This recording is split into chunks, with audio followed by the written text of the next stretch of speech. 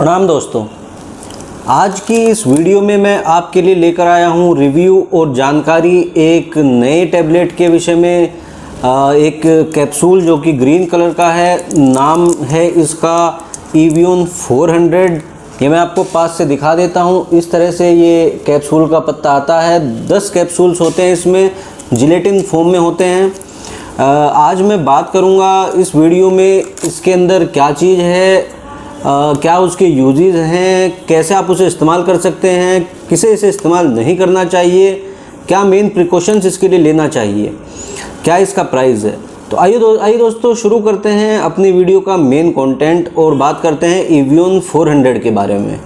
तो दोस्तों, जैसा कि इस गोली के इस कैप्सूल के नाम से ही प्रतीत होता है, एवियन यानी कि vitamin E.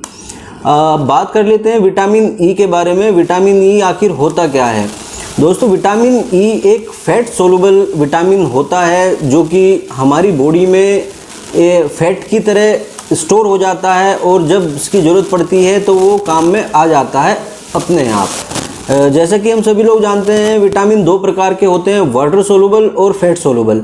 Water soluble vitamins खाने के बाद पानी के साथ घुलकर अपना काम शुरू कर देते हैं और जो एक्स्ट्रा होता है वो यूरिन के रास्ते या स्वेटिंग के रास्ते निकल जाता है।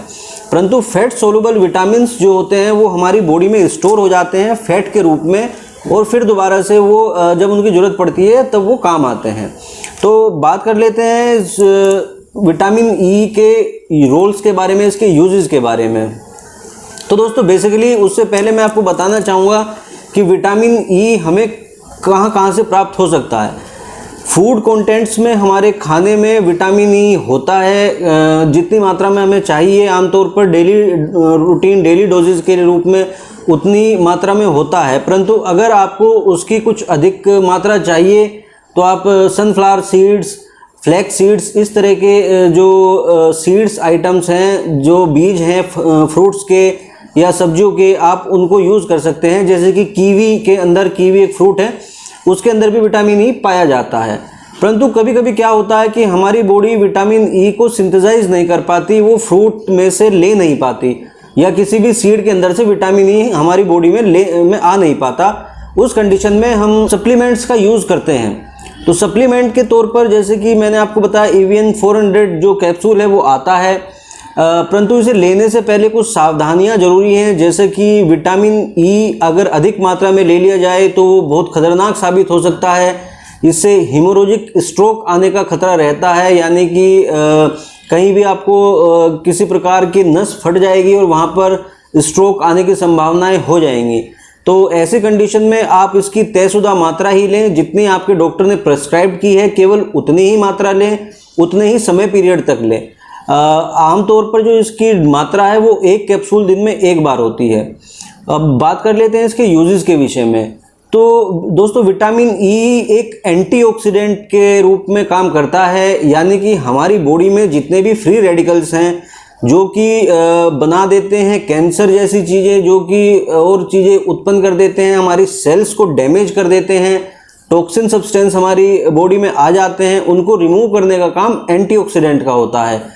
तो जितने भी एंटीऑक्सीडेंट्स हैं, जैसे कि उसमें एक विटामिन ई भी आता है, तो विटामिन ई लेने के बाद हमारी जो सेल्स हैं जो डैमेज हो चुकी है या जो डैमेज होने की कगार पर है, ये उसको रिपेयर करता है, उसको ठीक करता है।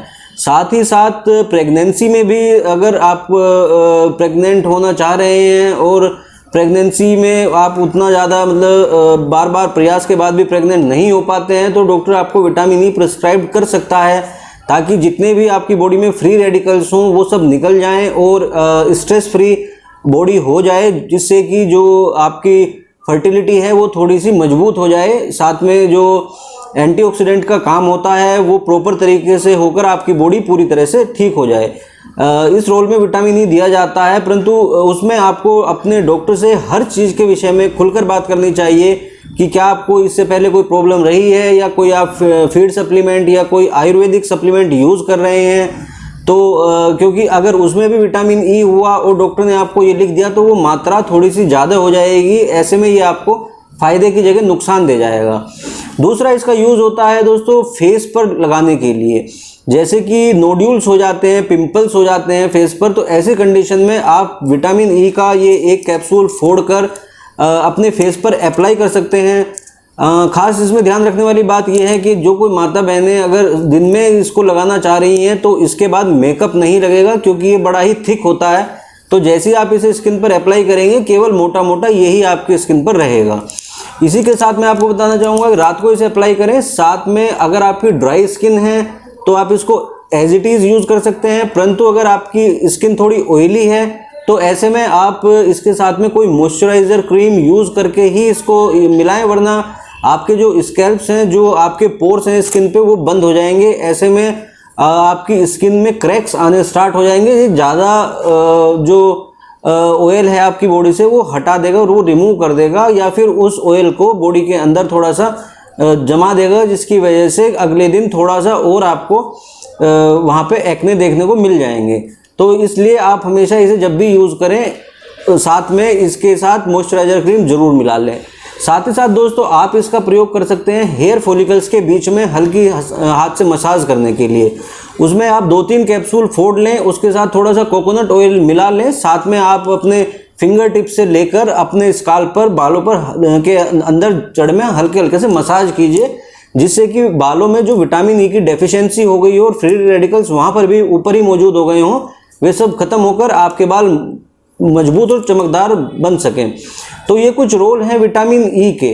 अब बात कर लेते हैं इसके कुछ साइड इफ़ेक्ट्स को लेकर। तो जो साइड इफ़ेक्ट्स हैं इसके वो जो सीरियस हैं उसके विषय में मैं आपको बता चुका हूँ। जो थोड़े से नॉर्मल हैं उसमें है जैसे कि आपके पेट में कुछ दिक्कत आ जाना, स्टमक अपसेट हो जाना, साथ में फ्लूटेंसी गैस भर जाना। थोड़े से जो और दिक्कत देने वाले हैं जिसमें आपको इसे तुरंत छोड़ना होगा, उसमें है जैसे कि आपकी लिप्स और आपकी टंग, गला, उसमें सूजन आ जाना।